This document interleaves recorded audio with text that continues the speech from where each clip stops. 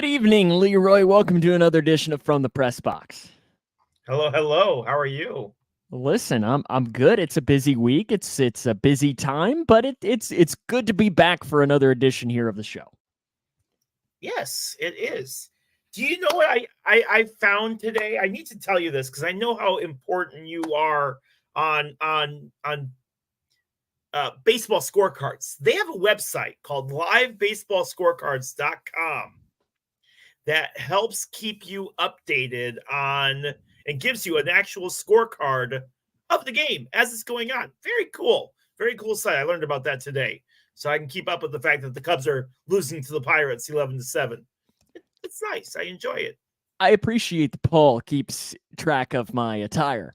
I did take off the Bengals jersey. It was a little hot. And I've actually added some lights in here too. As you can tell, it pops up on my glasses. I haven't really gotten the proper time location for it. But because of that, it gets really hot in my room or in my office here. So it was getting very hot with the jersey on. So I had to take it off and and then I had to switch hats to go with my, as you know, Leroy, what do we got here? What's the hat of the day? That is the Bowling Green Hot Rods retro, not retro, but alternate team name, the Keggers. No, bootleggers. Bootleggers, that's right, bootleggers. Yeah, bootleggers. But yeah, so it's actually one of my favorite hats too. I think it's really good. But on the show today, we are. Good evening, Megan. Thanks for joining us. We have a great show planned. Of course, talking a little NFL. We have our recap coming up here. A few moments of our picks from last week. We will have our play clock segment, Leroy's logos, drivers. We have racing recap. We have our picks for the week. We have our big stories of the week. We'll talk a little NFL as Leroy's Chicago Bears have been in the news today. We get to talk a little bit about that. For the FBI, just like we all expected entering this season, we'll talk about that in a few moments. We have story time as well. I know everybody has been waiting all week on the edge of their seats for the story of Leroy and I's coaching debut, Leroy's head coaching experience. It was almost the point. I mean, listen, play here, play there. And this podcast might not be happening because Leroy could be the head coach of the Boston Celtics. Play here, play there, something a little different. And it very well could have been. So we get to talk about that in a few moments. But first, let's recap our picks from last week. Are you ready, Mr. Clamola? I am. How'd you do this week, Sam? Last week's scoring. Leroy, you got 4 out of 10 points. I got 7 out of 10 points, which brings our total scores to myself with 21. Leroy, you have 15. How the hell did you get 7? We picked almost the exact same on each one. So we'll go through it. First game, Grayson County at Moore. Leroy went against the Cougars, picked Moore, but Grayson County walked away with a 26-6 pick. Taylorville hosted Mount Zion. I told you, the exit I get off going to my parents' house is Mount Zion Road, so I went with Mount Zion. Leroy, what was the final score? A lot to a little. Mount Zion won. So there's my 1+1 there. We both correctly picked Kentucky to beat Akron. We both correctly predicted Duke to beat Northwestern. We both correctly predicted Ohio State to beat WKU. We were both incorrect, saying the Bengals would win. Sad face. You said the Bears would beat the Bucks. I predicted the Bucks, +1 for me. You said the Jags would beat the Chiefs. I said the Chiefs would win, +1 there. We both decided to roll with the Lobos of New Mexico, and we were let down, as it was New Mexico State that won that game. I know you were up on the edge of your seat watching every second of that. Every minute.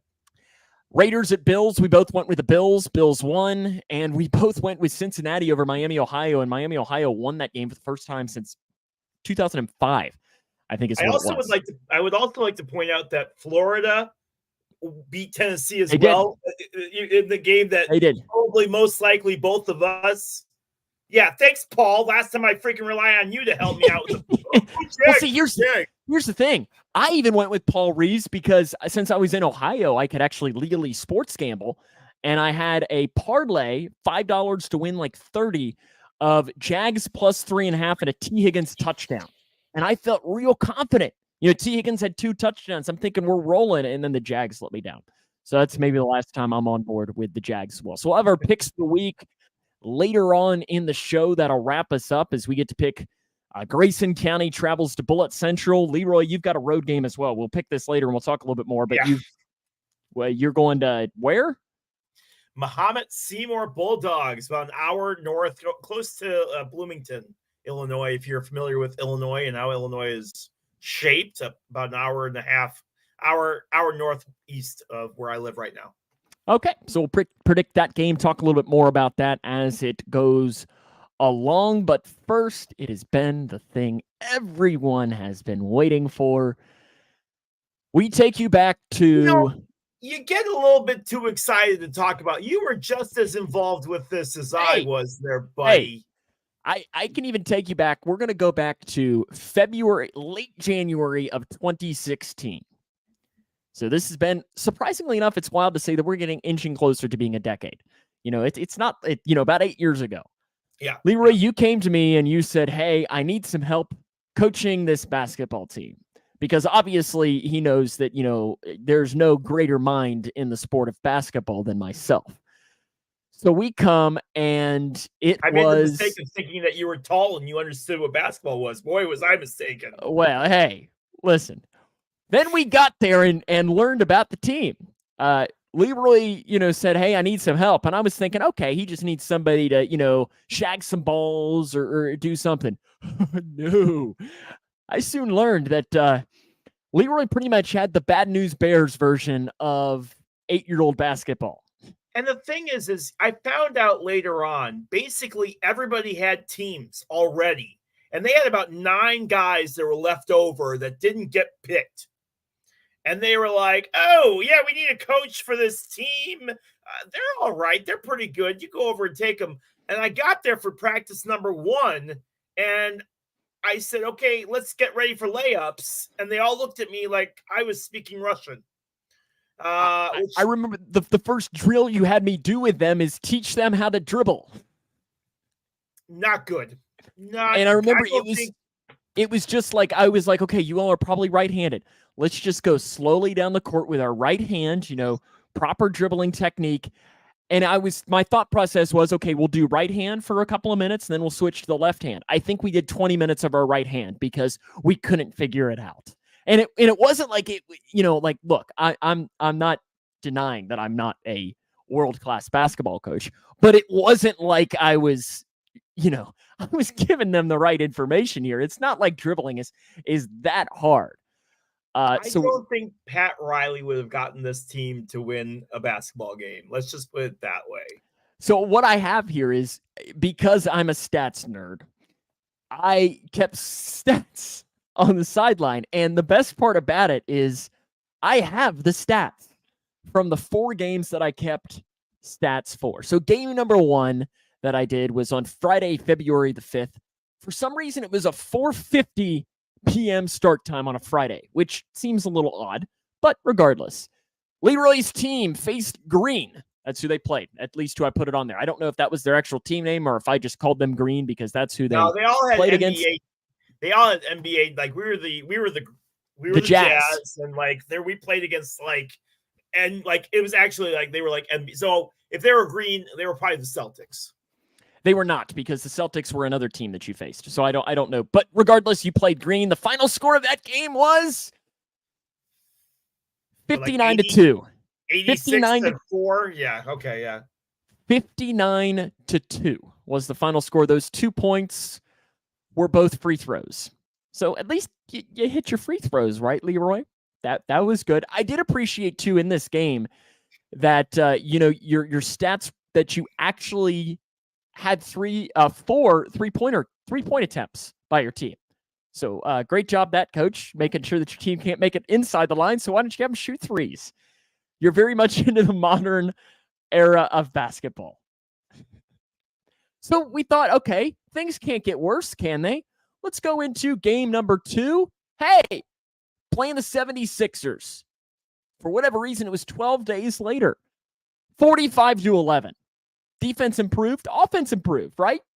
thinking we're doing pretty good. They were actually facing the right direction for game 2. I was pretty impressed. We weren't confused about which direction we were going. So kudos points on that one. And then the next game came, playing the Celtics. We're thinking, okay, 45-11, we're trending in the right direction. Final score, Celtics 73, Jazz 6. But listen, they shut the scoreboard off at halftime. So, I mean, really, it was 32-2, okay? Yeah, if you ask the kids that, it was, 73-6. I do appreciate that, a kid by the name of Caleb, who I know you still keep in contact with because he's one of your son's friends, had a good game that day. Went 1 of 1 from the field, 3 of 4 from the free throw line to lead the team with 5 points. So good game for him. Yeah.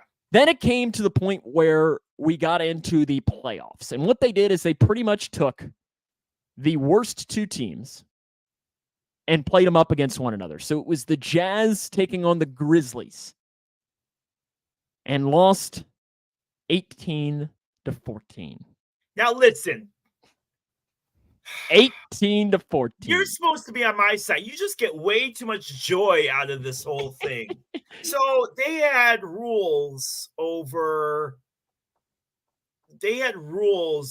like who could play what quarter. And I complained to the league and said, look, I'm losing a lot to a little. Like you lost 73-6 in that last game. Like, how is this teaching kids anything? Let me play. I promise everyone will get to play, but this whole everyone can only play a certain quarter is BS. And quite frankly, I don't think the other teams are doing it. No. You have to do it. You have to do it. And so I started my best kids. I had 3 kids that were okay. You had 1 kid who was decent. Right. And then you had 2 that had played basketball before. I think is honestly the best way to describe it. And then the rest of it, I mean, there were a couple of kids who legitimately had never picked up a basketball. Never touched a basketball. There was 1 kid that I think was trying to kick it, if my memory's right. And it's like, nope, wrong. Can't use your feet. Wrong sport. His family was from Serbia, and he had never seen a basketball before in his life. And he barely spoke English, poor kid. I'm telling you. And then so I lost the game because I could not play my best player more than 2 quarters. I think we would have at least had a chance. But the thing is we would have been destroyed the next round anyway. But that really irritated me that they kind of set it up where it wasn't even distribution. I promise you, I had only 1 kid that knew what he was doing. Yeah, and that kid in that game scored 7 points. He was 3 of 6 from the field. And you lost 18-14. You were up 2-0 at the end of the first quarter. You're thinking, hey, things are going well. Outscored 8-1 in the second quarter. You come back though, 7-2 in that third quarter. So you're feeling good. What is that? You're up. It's tied at 10 at the end of 3. We're thinking we're in for a treat. And then outscored 8-4 in the fourth quarter. Just super frustrating. How tall were these goals? I think they were 10 foot. I think they played on 10, didn't they? Feet. Yeah, I think they were 10 feet. Were they 8 or were they maybe 9 or 10? I'm trying to remember. Christy would know how old they were if she's still watching. Christy would know. Well, let's think. How old was Bailey in 2016? Well, come on, Dad. He's 17 now, so that was 8 years, about 7.5 years ago. Yeah, so he would have been 9, 10. So I guess it was 9 or 10-year-olds. And I think the best part about it here is that first and second grade. So I guess if he was 9 or 10, he would have been like third grade, right? Yeah. So I think and we joke about it, but the best part about it is that they were good kids. You had a great group of kids. They gave 100% every game, even if they were getting their butts kicked, they didn't stop. But I did appreciate. I think after the 73-6 game, I think we were walking out, and I think a parent of one of the kids on the team was kind of like, saying something like grumbling like a parent would do about the coach about I think it was I don't remember if it was directly about you or if he was more joking. And I almost gave him the look like we lost 73-6. What did you want us to do? Leroy is he doesn't as John Calipari always says, he doesn't have a magic wand. These kids don't poop ice cream. What do you want him to do? Now, I could have trained those kids for a whole year and they might have won one game. So he was in 4th grade, Christy says. Okay. Yeah. 11. But still, I mean, it was just brutal. I mean, it really was just, and again, I feel like they had 8 leftover kids who didn't have leagues, and they were like, well, they paid the money, so we have to have them play. Go with them. I really feel like that was just ridiculous. And I've tried to do a really good job of blocking those memories out of my head. Sam just keeps bringing them back up. Listen, play here, play there in that 73-6 game. Play here, play there, and you might have lost by 70. You know, or I guess I taught him the fundamentals, and I felt like that was what was important for kids that age. And yes, and listen, and that was always the worst part about it is that like the 73-6, like that kind of opened the eyes of like, really? Like, do we really need to be doing this? And I think I felt bad. Like, in some instances, I feel bad for the other coaches as well. Because I think at least in one of those games, the other coach clearly was trying to not run the score up. But then I think in that 73-6 game, I think that guy was like, let's see how many we could score. Oh, there were a few coaches that were trying to get to 100. Yeah. And it was just, yeah, and I think like Megan says here, this is probably the best way to do it is do like a combine where you learn how everybody plays, and then each player gets one good player, each team gets one good player, and so on, and go from there. And the thing is, and Paul, there were kids that played together in the off season, like away, because the chemistry level that some of these kids had was almost like they were playing on like the school team, or they were definitely playing together way more together than any of my kids had ever done. Like the chemistry levels were just, I mean, they were doing no look passes. They were doing all, I mean, it was a joke. It really was. I really wish that I had, because I guess most of these kids are now like juniors and seniors in high school. Like when you think about it, which is crazy, makes me feel old. But I now wish that now that I'm broadcasting in this area, I wish I knew I wish I just have their numbers, but I wish I had some of their names to be like, so I could bring it up in the game and be like, yep, that kid was on a team that I coached against. We don't need to talk about what happened because that's not important. Not important at all. But we do also want to make sure that it wasn't just us two coaching, because we also brought in Caleb Sweeney. I think Caleb only came once, and then he realized, my goodness. Yeah. Please find a parent that video recorded. I hope the recording doesn't exist. I can't imagine any of those parents want to see it again.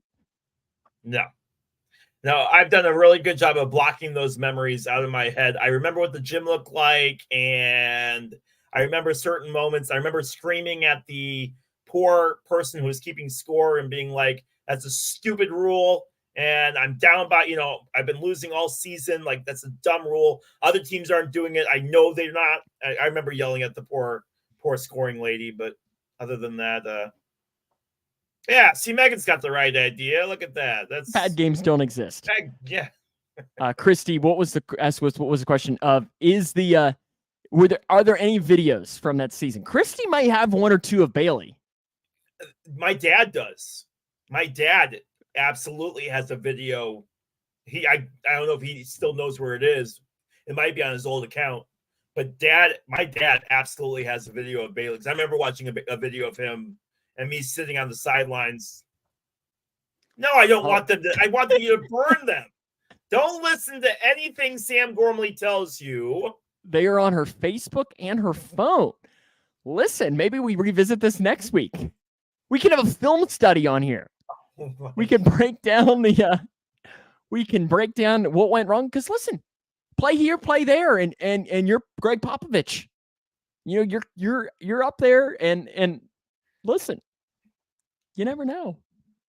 I just know that my minor in athletic coaching is absolutely going to go to waste. I promise you.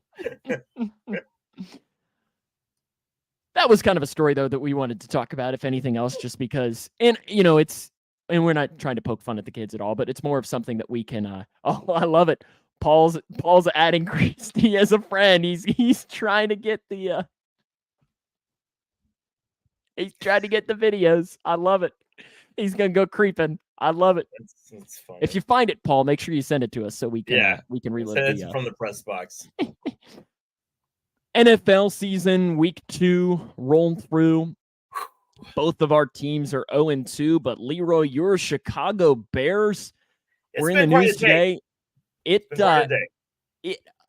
was one of those things that, when you're scrolling through, like, you've been busy throughout the day, and then you get on like Twitter or X or whatever the heck it's called now, and you're scrolling and you read something and you have to see if, one, it was a fake account, or two, it was like The Onion or something. Right. And that's what happened to me this afternoon, is when I read Bears defensive coordinator resigns because he was raided by the FBI. And I was kind of like, I'm sorry, what? What happened? So yeah, it's been quite a day. Well, let's. Can I first ask you this question? Yeah. Do you like the defensive coordinator? I never had an issue with him. I didn't think. So it's not like there's parties in the street over him getting fired or getting him resigning or something like that. I think most people haven't had too many issues with the I mean, listen, this is a team that hasn't won a game since October of last year. All right. I mean, let's face it. They haven't. They won their last game in October of 2022. And yes, Charles Tillman is absolutely an FBI agent. He retired. That's another aspect of this. When I read it, was like, this has got to be The Onion, or this has got to be fake. We have to back up to this morning. Yes. We have to start off with because this morning. I am a very casual observer of this story. I've really only read headlines. So I wanted to wait because I wanted you to kind of explain it from your point of view. So the day started off with Justin Fields and some other players doing a press conference. And in that press conference, and I was looking for the exact quote, but I could not find the exact quote that Justin Fields said. But basically, he said that he felt that he was playing robotic against Tampa Bay. He felt that he was getting too much information in his brain. And he said, I think part of the problem is coaching. Now, whether you believe that or not, and whether you hate Justin Fields, like Justin Fields, are indifferent, it's never good when a quarterback blames coaching. It's never good. I mean, Sam, you've seen some bad quarterbacks before Burrow play for the Bengals. It's never good when a quarterback or any player blames coaching. Fast forward about 2.5 hours later, and Justin Fields kind of lashed out at the media saying, you guys are taking what I said out of context. I didn't blame I love my coaching staff, blah, blah, blah. PYA, pretty much. Right. So we were kind of wondering whether or not PR got to him, whether PR was like, hey, you got to fix this like now, or if he legit was quoted out of context and didn't say that. Now, I've listened to the whole press conference, and the media was trying to get him to basically say, what's wrong? Why are you staying in the pocket? Why aren't you throwing? Or why aren't you running like you did last year? And Fields basically said, look, they're trying to make me throw from the pocket. I'm not comfortable throwing from the pocket. I need to run. Now, the play that's in question, and everybody's posted it, everybody's seen it, is the one where it looks like he's got every single Bears player is blocking, and he's got 3 open guys in front of him. Now, I've watched this play develop, and when you watch the actual video and you don't take a look at the screenshot,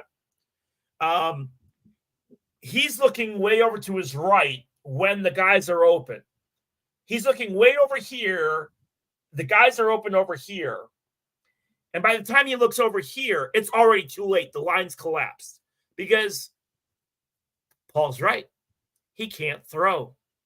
Or if he can throw, he doesn't trust himself to make those throws. You can blame the Bears. You can blame your quarterback's coach. You can blame your offensive coordinator. You can blame everybody.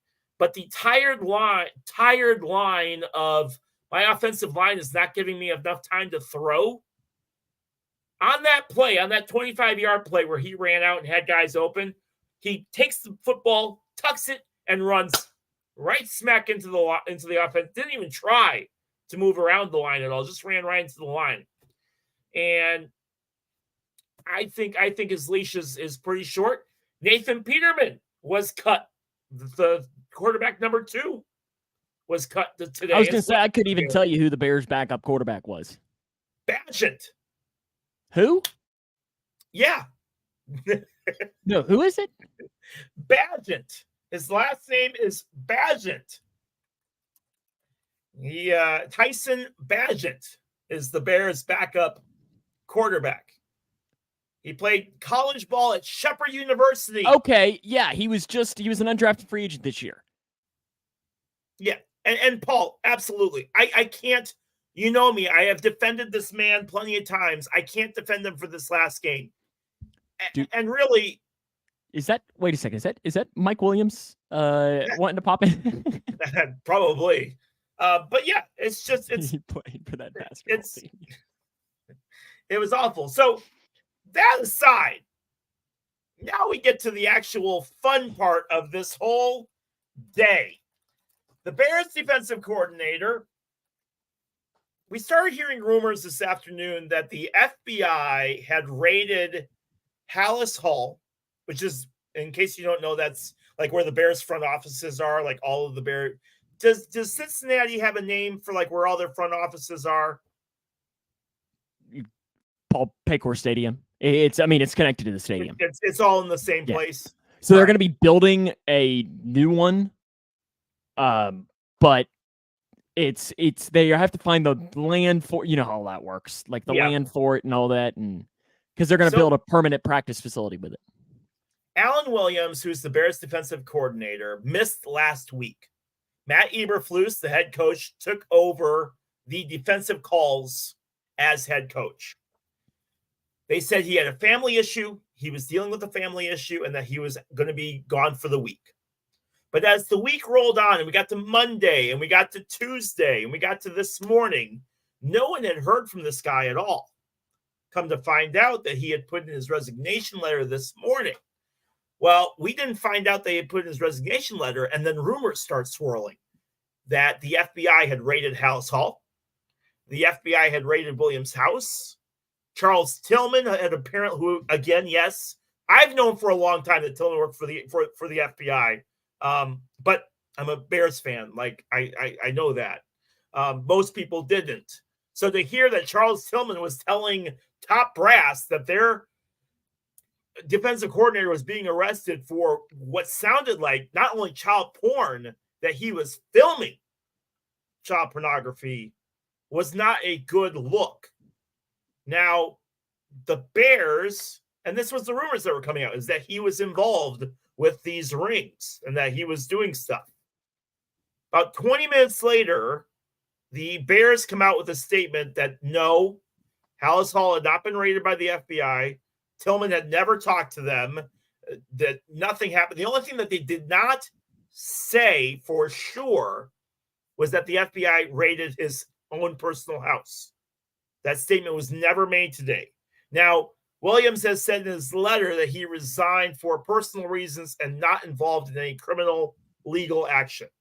All right. But that gets me to the point that once again,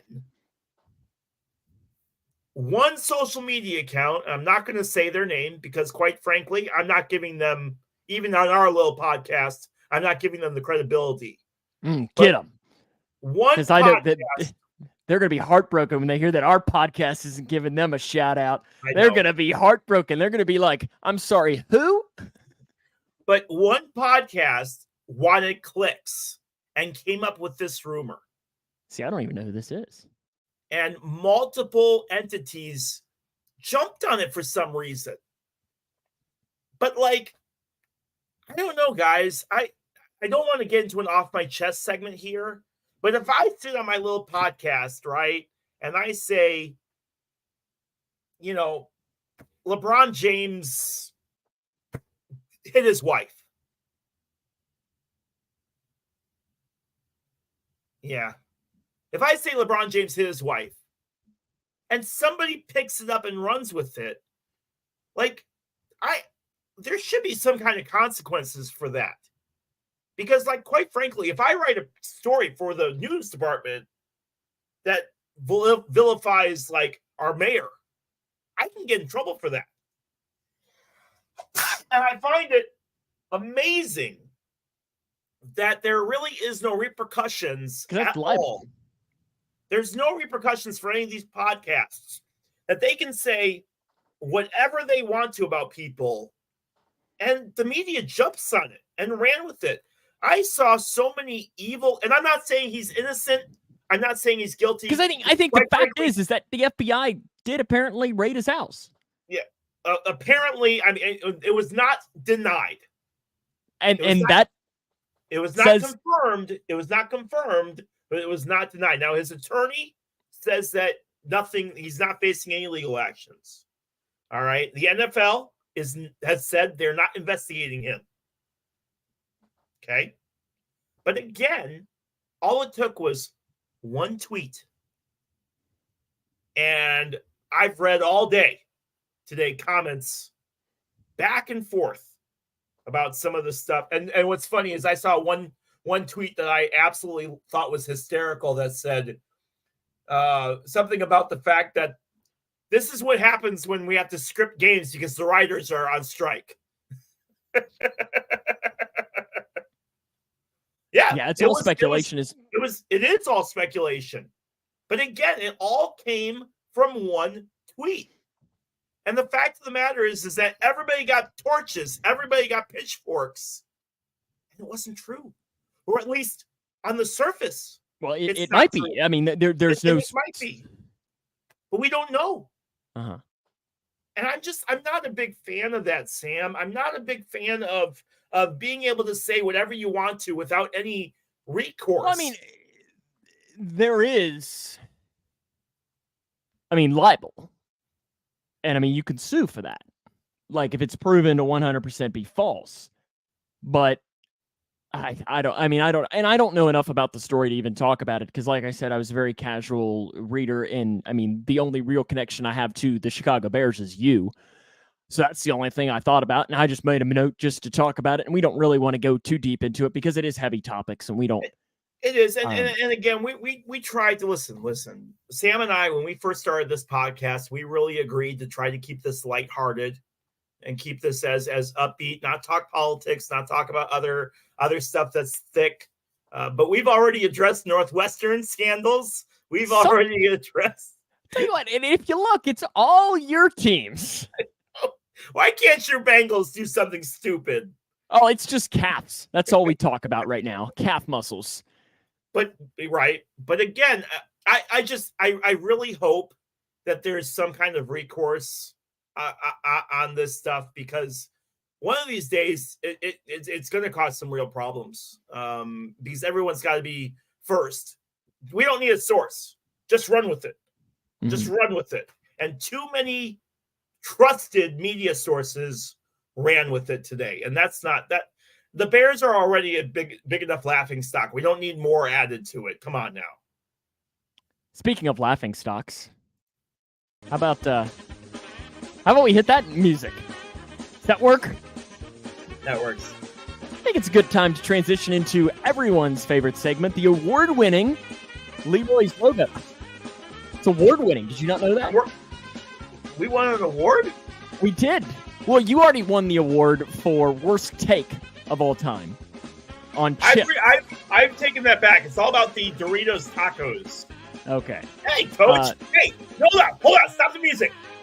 Stop the music. I don't think you can tell me to stop the music. No, you got to understand. Lauren Van Gelder was my basketball coach when I played basketball.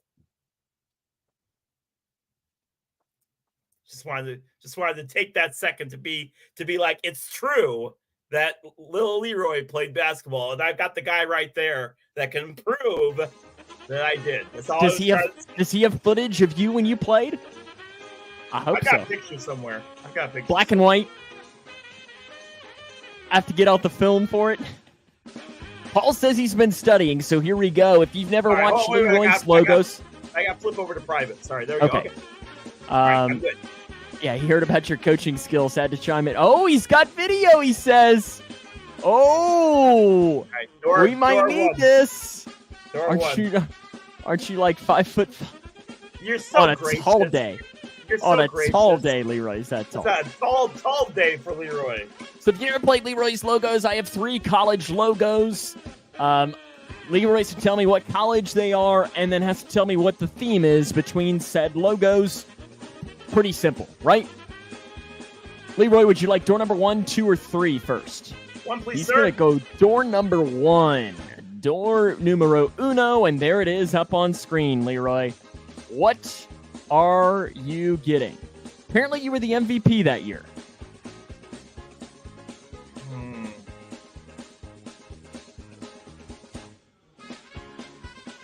What? I feel like that's an alternate logo for like Georgia Tech. Is that your final answer?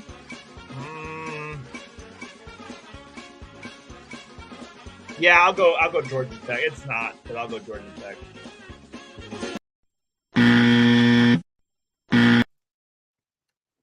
That is incorrect. The correct answer is Alabama State. What are they, the Hornets? Yes. Yellow Jackets or something like that. Leroy, 2 or 3? 3. Number 3.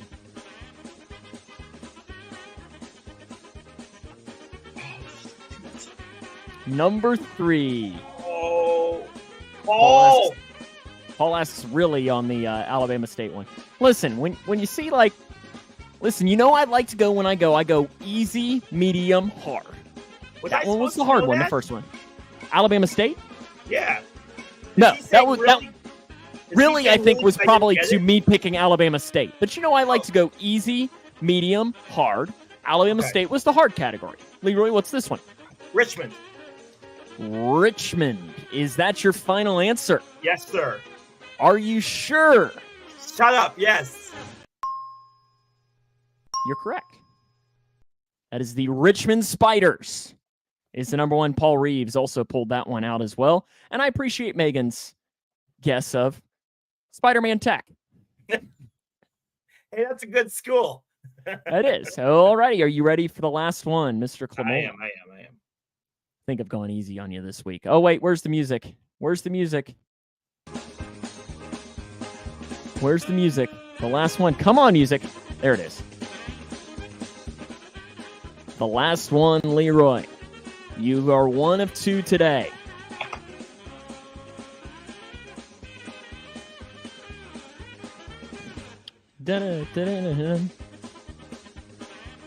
You okay? Yeah.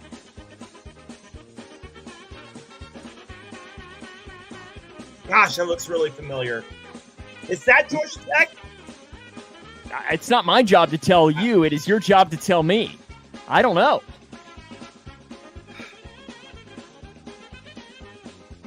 I'm going with Georgia Tech. Screw it. Are you sure? No. Yes. Go ahead. Yes. That's going to be your final answer? You're locking it in? Yes. Oh, yes. That is correct. Georgia Tech. He pulls it out. Paul Reeves says, quote unquote, that's so easy. See, that's why I went with the hard one of Alabama State, because I'd classified Georgia Tech and Richmond as in the easy category. So I had to give you at least one harder one. So Leroy, Alabama State, Georgia Tech, and Richmond. What's the theme? They're all bugs. They're all bugs. Is that your final answer? Yeah. Yes. Leroy goes 3 of 4 today. Good week this week, my Congratulations, friend. Mr. Clamola. Good job. Listen to that. Look at Leroy go. I thought that just means that I need to get harder.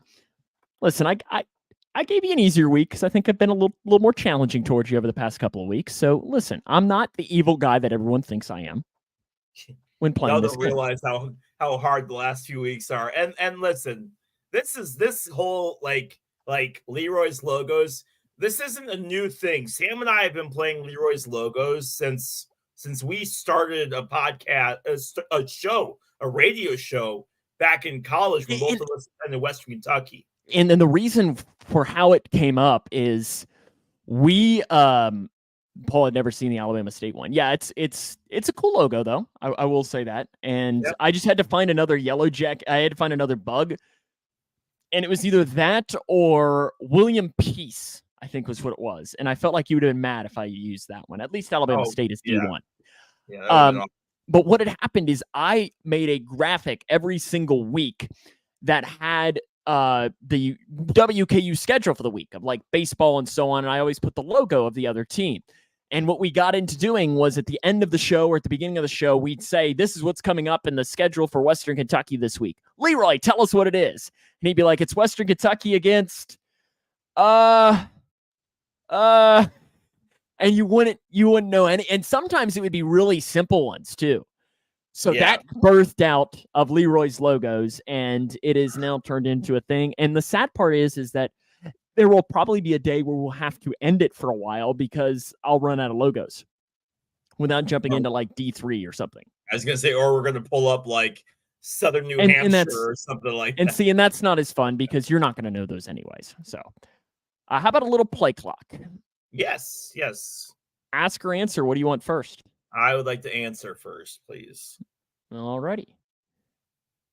Mr. Clamola, in the Thursday night football game, Paul says you will never run out of logos. Listen, there's only like 330 D1 teams, but out of those 330, there's about 80 that I can't use because like that's the thing. There's the level of too easy. Like I'm not going to put UK up there. Right. Or I'm not going to put Illinois because what's the fun in that? Like that's easy. You can't put up Big Ten teams. I've got those. Like you'll know those. Unless you use like an alternate logo or a retro logo. Maybe I will like throw up a retro Illinois logo or something like that sometime. During the Thursday night football game last week between the Eagles and the Vikings, I think was who they were playing. Yes, because it was Justin Jefferson that caught the ball, was running towards the end zone and fumbled it, and it went out of the back of the end zone. The rule then states that the other team gets the football with the ball going to the 20-yard line. Good rule or not? And if not, what should be the rule on a fumble by an offensive player out of the back of the end zone? It's interesting. I mean, it really is because you think about like when the ball goes out of bounds, if like, let's say I get tackled and I lose the football on the sideline, that ball goes out of bounds. That's where it stops. However, going out of the end zone, it's like a touchback, right? Like or even worse, a safety. Because like if I get, but he was running towards it, right? If you get into the end zone you're trying to score in, it goes to the other team. Yeah, I don't necessarily agree with that. I mean, as far as that's concerned, maybe where they lose the ball. I mean, that's where they get. That's where they get. That's tough. That's tough. I see where the NFL is. I see why the NFL has a rule. Obviously, this doesn't happen very often, which is nice. But yeah, I don't necessarily. Maybe that is a good rule. That it's a turnover on that. I don't know. That's why I asked you the question. All right. Ask it to me. No. I'm just kidding. Yeah. No. I've thought about it more. Yeah. I'm going to say it's a good rule. Okay. I'm ready. All right. There has been a play circulating around. Oh no, I'll ask that next. I'll ask this first. The Bears and the Chiefs play on a night game this week, and there's a lot of people that are like, "Oh, it's gonna be a blowout. Chiefs are gonna blow them out." But it's too early to have flex games. Should the NFL be able to flex games all season long? I mean, I guess part of it would probably be better if the NFL did a better job in scheduling that. But then also it would turn into, if you're flexing all season long, you're going to get the Chiefs every week. You're going to get the 49ers every week. You're going to get the Cowboys. You're going to get the Bengals. You're going to get these so-called best teams in the NFL every single week. So that's why I like that you have it later in the season, because you do get to see some of those really good matchups that potentially pop up later in the year. But I don't know. I mean, do we really need to see Bears Chiefs in prime time? I don't know that we necessarily see that. Paul, you have used up all your Bears insults today. All right, you are done. You've used up all of your Bears insults today, my brother. I'm going to ask you another rule question. Yeah. Pass interference. Do you like the college rule, which is just 15 yards, or the NFL rule, that's a spot foul? Oh, NFL rule spot foul. I love that. I wish they instigated that at the high school level, to be honest with you, because there's way too many times where I'll see teams purposely take a pass interference because they know, especially towards the end of the game, where they know that, it's just a 15-yard. All day, I'm just going to shove him because I'd much rather give up the 15 yards and make them try again than give up that touchdown. And now we're gonna lose the game. So yeah, no, I am all about the spot rule because that forces teams to play better defense, in my opinion. With 3 seconds to spare, too. Good job. Alrighty. Yeah, and again, I think that should be at the high school level as well. I really do, because I'm not disagreeing. There are too many teams that take full advantage of it, and I'm just not a big fan of it. Okay, I'm ready. Apparently, you waited to ask me this question, so I'm ready for it. Yeah, I was going to ask it earlier. I'll just ask it now. In European Football League, player got his hair pulled in order to make a tackle. Illegal in the NFL. Player came up behind him, grabbed his hair, pulled it straight down. Oh, excuse me. And is the sneeze part of the question? Yes. Kind of got into a little bit of a tussle on it, but the play was legal. I know this got settled a long time ago by Troy Polamalu and a couple other players, but should the NFL revise their rule on hair being legal as part of the uniform? Sure. I mean, it's so hard too, because I mean, you get some of these players who it's part of their culture. Like I always think of Donwata Peko for the Bengals, who was Samoan, and he had the long flowing hair. I mean, it's inevitable that a guy goes, and Peko played on defense, so it's not like he was going to be tackled. But if he played on offense, he would sometimes go in at fullback. That it's inevitable that if you go in, reach and grab, that you might grab part of the hair. That's where I don't like. I think it should be part of the uniform, because I think it's just so hard with some players that have very long hair to justify the difference on it. And then you also, it adds into, was he grabbing his hair? Was he grabbing the jersey? And so on. And I did see here, Megan says, 2 feet in the NFL, 1 in the college. College is the only 1. NFL is 2. And yeah, that's I wouldn't mind seeing the 2-foot rule in college, but I understand why they only have it as 1. See, it's one thing I like about that's the difference. I think it kind of separates the two. I like that. I know we're out of questions, but what have your thoughts been? I'm going to cheat. What have your thoughts been on the not taking a break after the kick or the first down? You mean stopping the clock? Yeah. To be honest with you, I haven't really noticed. Okay. I haven't particularly noticed in the college game. Now, I have not watched, like, all of Kentucky's games or Western's games that I've watched have not been close. So it's not been to where it's like where those seconds could have potentially mattered, if you get what I'm saying. Well, now, they did it to increase the speed of the game, but I don't know. College games still seem ridiculously long to me. And if it's like I think the biggest thing with college games too is, and my dad and I were talking about this, is halftime. In the NFL, it's 12 minutes. In college, it's like 25 because you have the bands. Yep. And it's even longer in the title games. Like when you get to the bowl games, it's insanely long. Yeah, they only stop Northwestern until it's 2 minutes. Northwestern playing Ohio State in the title game a couple of years ago was like one of the longest games I ever watched in my life. Felt like it was 4 or 5 hours. Drivers? Yeah. All right, time now for Sam's drivers. I'm going to give Sam 3 drivers. All he's got to do is tell me whether they are a NASCAR driver, an IndyCar driver, or an F1 driver. That's all he's got to do. Relatively, what the heck? Now, Leroy, do you have everything cleared off of your screen? Shut up. Listen, Paul and I are still scarred. It's about children. We have a therapy session once a week to talk about what we saw on your screen that one day. Yeah, a finger. Yeah, I've not ever seen a finger that looked quite that phallic. That's kind of the point.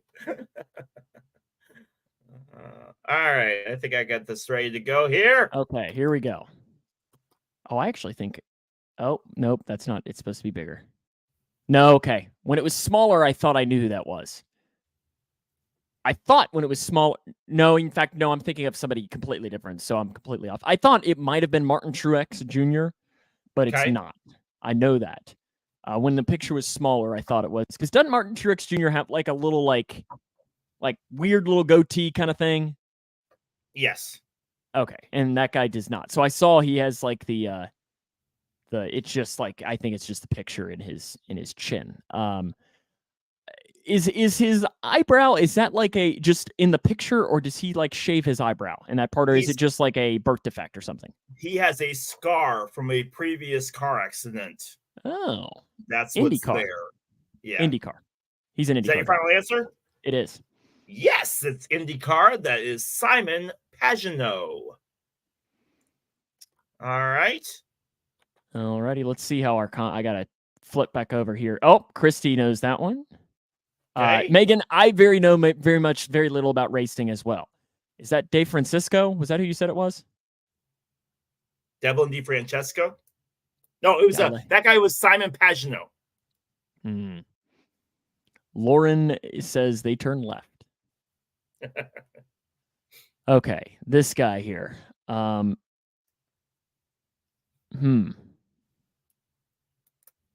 He doesn't look too familiar, which doesn't mean anything at all.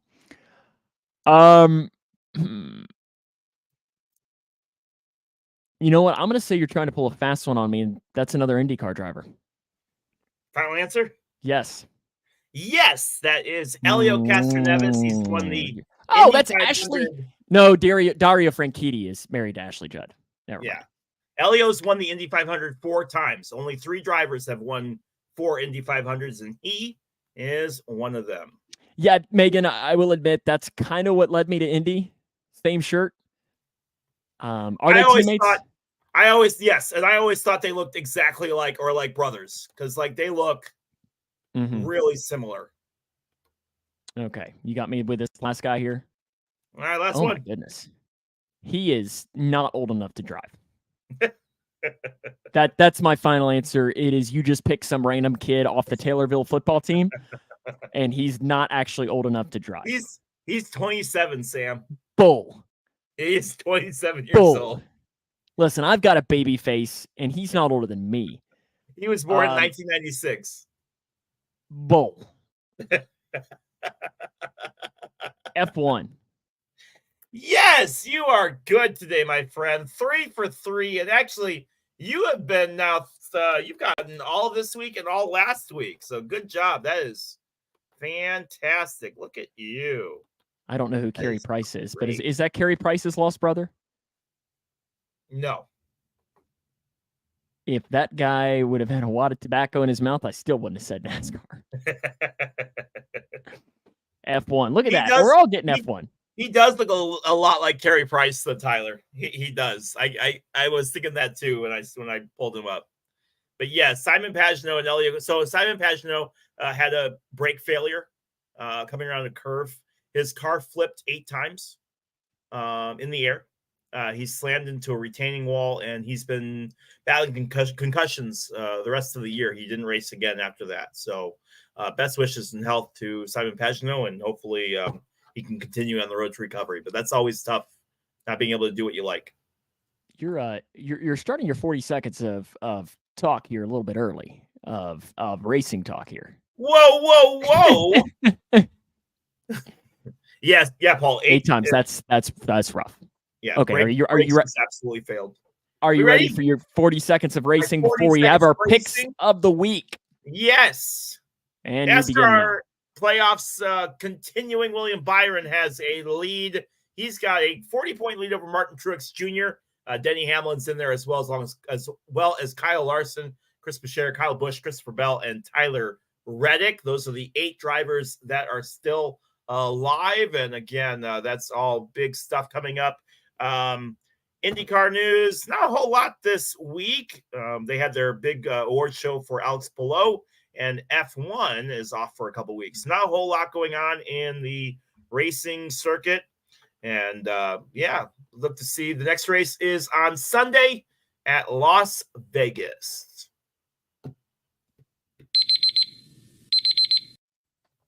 Fantastic. Are you ready for your picks of the week? I am, my friend. Alrighty, to recap, as a reminder, last week, your scoring overall, I am winning 21-15 is the scoring for this week. Let's roll through the picks. So because of that, I will get to pick second. That's what we decided, right? Since I'm winning, I get to pick second. But in the games that I get to pick the games when we get to that point. So again, if you've never joined this, I pick the game that Leroy will be broadcasting on Friday. Leroy will pick the game that I will be broadcasting. We'll both pick the Kentucky Northwestern, Western Kentucky Bengals and Bears games. And then we each have 2 picks of games that can be either college football, FBS, or NFL. It can be either or. It can be 2 from 1, both from 1, or whatever it might be. Okay, so we'll start off here. Leroy will get to pick first. Grayson County, with a record of 4-1, hits the road north to Shepherdsville, which is just south of Louisville, Kentucky, to face the Cougars of Bullitt Central, who enter with a record of 1-4. Leroy, are you picking Grace? So how about this? Ooh, apparently Megan's son has an Edmonson County rivalry this week. That's a big one there. Paul says you're making a comeback. He's predicting this week, Leroy. So will your comeback begin with a pick for Grayson County or Bullitt Central? Go Cougs. They're both the Cougars. Well, dang it. Grayson County. I see you try to pull a fast one there and making a pick of making sure that you were guaranteed a pick. Nice try. Leroy, what's your game? Taylorville Tornadoes head an hour north to go face the Muhammad Seymour Bulldogs. Both teams sitting at 3-1. Muhammad won last week against 3-0 Charleston. And Taylorville picked up a loss against Mount Zion, who is the only team now in first place with a 4-0 record. So Taylorville will be on the road, but both teams sitting at 3-1. Paul says Bulldogs, and that's who I was going to pick anyways. I'm going against the Tornadoes. I'm picking Muhammad Seymour. Why? I don't know, because they're at home.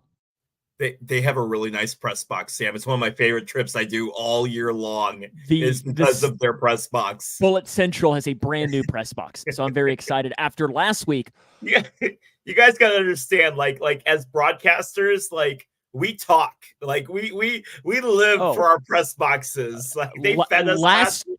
I'm telling you, man. Last week we sat in stands. And to say that I was surprised that the stands were legally allowed to be sat in was an understatement. They probably should have been condemned about 3 or 4 years ago. Yes, we will be on YouTube. You'll be able to watch on the K105 YouTube channel. 6:30 Central Time will be kickoff, so 6 o'clock, the Locker Room Show on K105 and K105 Digital Productions. I like your radio voice. That was Listen, smooth I've there. got that there. Listen, it's almost like I talk about it a lot. Alrighty, let's rip through these games. Leroy, you will pick first. Kentucky travels to Vanderbilt. First SEC game for both teams. Leroy, who do you got? Kentucky. Now, Vanderbilt did beat Kentucky last year in Lexington. And they're in Vanderbilt this year? This is in Nashville. What's Kentucky's record? Kentucky's undefeated. Yeah, I'll go with Kentucky. And I agree. I'm picking the Cats. Northwestern hosts Minnesota. Correct, Leroy? They do. Games at 6:30 on Saturday night. And I'm sorry, Leroy, there's no shot I'm picking Northwestern. Minnesota wins. That's fine. Who you got? I will go with the Gophers as well. You're learning not to pick your teams, and I respect it. Western Kentucky travels to face the Troy Trojans. Leroy, who you got? Ooh, that should be actually a kind of interesting matchup, but WKU bounces back after their tough loss to Ohio State. You know what kills me is so many people complained about that game, man. But how much did Ohio State play to pay to WKU for that game? WKU cleaned up on that. On that $1.8 million or something. Yeah. Listen, here we go. This is where I try to pick up some more points on you. Picking Troy. I'm picking Troy. Picking Troy since the game is in Alabama and Troy's head coach is a former UK assistant, so John Summerall. So got to give him a shout out too. Bengals host the Rams on Monday Night Football, and I have to make the pick first on this. This backfires. Gosh, I wish, and Leroy, we agreed on this, that there are no contingencies allowed. So we can't add a Joe Burrow contingency on whether he plays or not. I'm going to take the optimistic route and say that he plays and pick the Bengals since it is at home. Because is he questionable? He is. He is questionable. Who's your backup quarterback? It'll either be Will Grier or Jake Browning.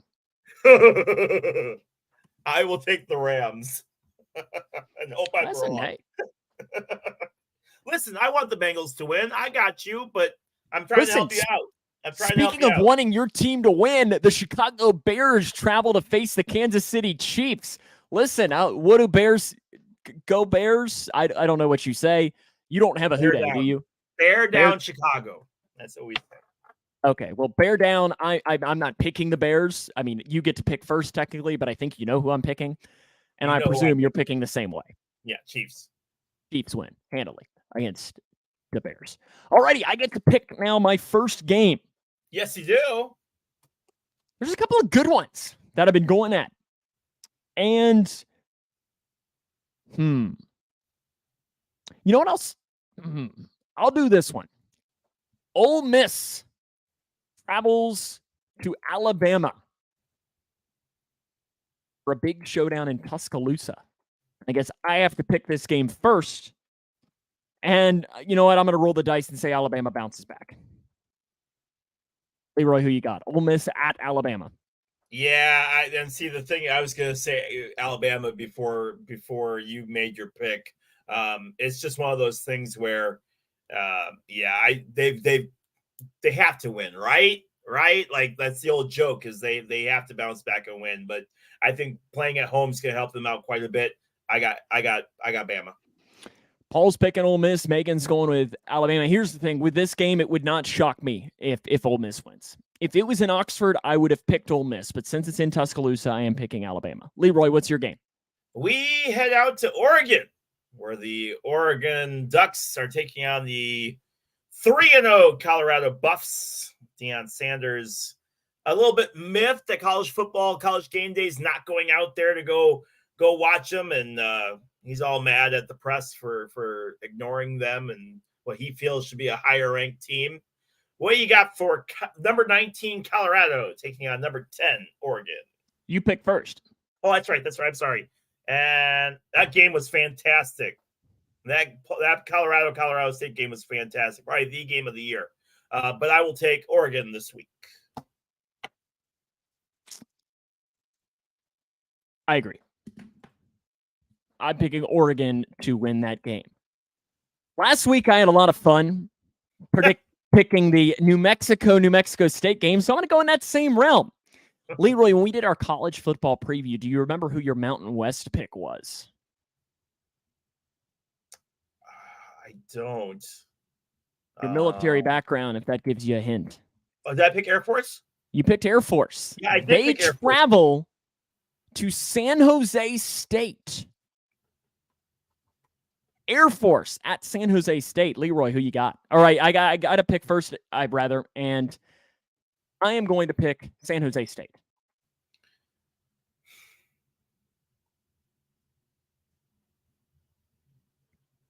I feel like you're going to take Air Force. I feel like next week we should have the other person pick the game first that we pick.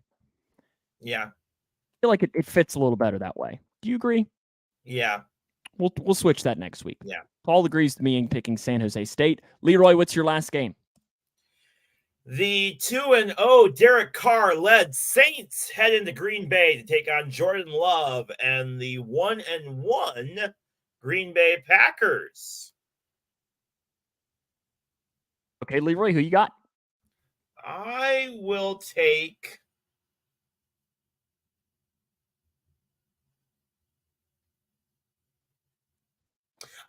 the Saints. Packers have already helped. Packers have already helped me out. Yeah, I know it. I'm already regretting Packers have already helped myself out up once this year, so I'm going to pick the Packers. Yeah. Paul says take Air Force. You need to make up some points. You're right. So let's go through our picks again. Leroy is picking Grayson County to beat Bullitt Central. I am picking Mahomet to beat Taylorville. We both are rolling with the Cats. We're both rolling with the Golden Gophers over Northwestern. Leroy is picking Western Kentucky to beat Troy. I am picking Troy. Leroy's picking the Rams. I'm picking the Bengals. We're both with the Chiefs. We're both with Alabama. We're both with Oregon. Leroy's picking Air Force over San Jose State. Leroy's picking the Saints. And I'm picking the Packers in the last game. So we could have a completely different look. My lead could expand. The lead could stay. We could blow it up and see what could happen. You never know. We are introducing a new segment this week, Sam. This was supposed to be our final segment of the show, but no, we're introducing a new one as our close, and it's going to be our Bum of the Week. And this week's Bum of the Week goes to Darnell Taylor, who had a beautiful sack on Jared Goff. If you haven't seen this video, you need to check it out. He comes to Jared Goff, does a snaps the ball, but the running back goes through and gets the Wildcat. Goff turns this way, and Darnell Taylor comes up behind him and just absolutely sacks him. The problem, Goff doesn't have the football, and he ends up getting a massive flag. But Taylor celebrates like crazy, and he's all excited, only to turn around and realize that he got a huge penalty.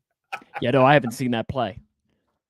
I'll send it to you after the podcast. It's fantastic. All right, that was it. That'll wrap us up, though, for the show this week. It's been a pleasure, as always. We'll be back next week, Wednesday at 9 Central, 10 Eastern, for another edition of From the Pressbox. Who knows what our topics could be? That'll be, 2 weeks from, next week, we'll probably have to jump into MLB playoff talk and so on, because that'll be coming up here real soon. And Sam doesn't like it, but hockey starts relatively soon as well, and I will be probably hosting most of that segment. You do know that this is a sports podcast, correct? Sports. We're supposed to talk about sports. And that won't hit me. You are like 6 hours away from me, so you can't do that. Are you doing? But I guess we'll talk. Are you doing anything this weekend? Yes, a lot. So on Friday night, Grayson County game. On Saturday, I broadcast the center game. Paul, I already picked up Jerome Ford in our league, so I'm hoping that helps, as I had Nick Chubb get hurt. Sunday and Monday, our Kentucky Broadcaster Association conference. And then on Monday night, I'll be at Bengals Rams. So luckily, I lucked into the Broadcasters Conference being in Northern Kentucky. So luckily, I will be literally to the point where we'll be able to see the stadium. So I'll just be able to walk right across the bridge and be there for it. Very cool. Go cool. Trinity Cardinals. Was that the team you were on? That was the team I was on, yeah. You played for the Cardinals? I did. Wow. I did. I am heading out to Michigan. I have a free ticket thanks to a podcast buddy of mine, a different podcast that I used to be on. A childhood friend. I've been friends with him for 30 years. We became friends when we were both 9 years old. He has a ticket for me at the Big House. I'm going to Michigan to watch the Wolverines take on Rutgers. I am really, really excited. I've never been to the Big House. I was at Michigan State last year to watch Spartans play WKU. I'm really excited to go to see the Wolverines take on Rutgers in what should be, in theory, a relatively easy win for number 2 Michigan. So I'm pretty excited for that game. But I'll be doing that all day on Saturday. Like I said, Rutgers starting quarterback was played against Grayson County multiple times. Yeah, very cool. Gavin cool. Wimsett. So tell him hi. Cool. I'm sure he knows me. Yeah, and I'm sure I'll be able to get down to the field level to be able to say that. So I'm gonna see a headline come through. Yes, Short man comes and attacks Rutgers quarterback to tell him that his friend broadcasted one of his games. I was just trying to give him a hug. I swear, I was just trying to give him. Listen, I know Megan, your son. Listen, he's tearing it up football wise, and apparently Lawler takes on Edmonson County. Leroy, who you got, Lawler or Edmonson County? This game doesn't count for picks. Edmonson. Oh my goodness, you're like a true heel. Going against, of course, I'm picking the Grayson County team. Lawler Lions are going to smoke Edmonson County. Listen, yeah, I did hear about that the guy that got killed in the Pats Dolphins game in the stands. I read a headline about that. That was really crazy. Did you see the fight at Paycor Stadium? Or I guess it really wasn't a fight. The guy that was in handcuffs and headbutted the other guy. Was that Ben Other? No.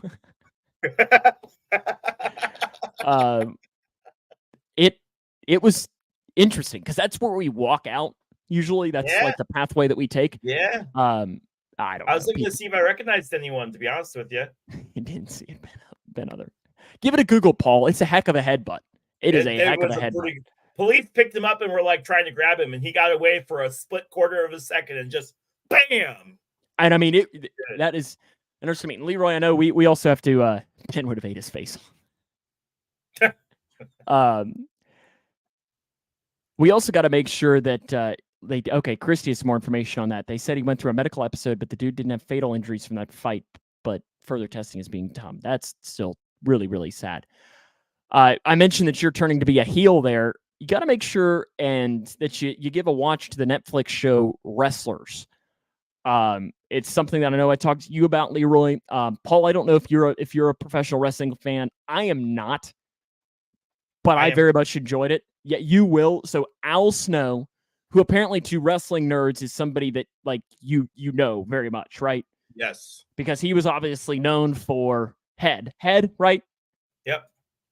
And he has a wrestling company here in Louisville. And Matt Jones, who is a massive radio personality, somebody that I used to work for, has bought into it.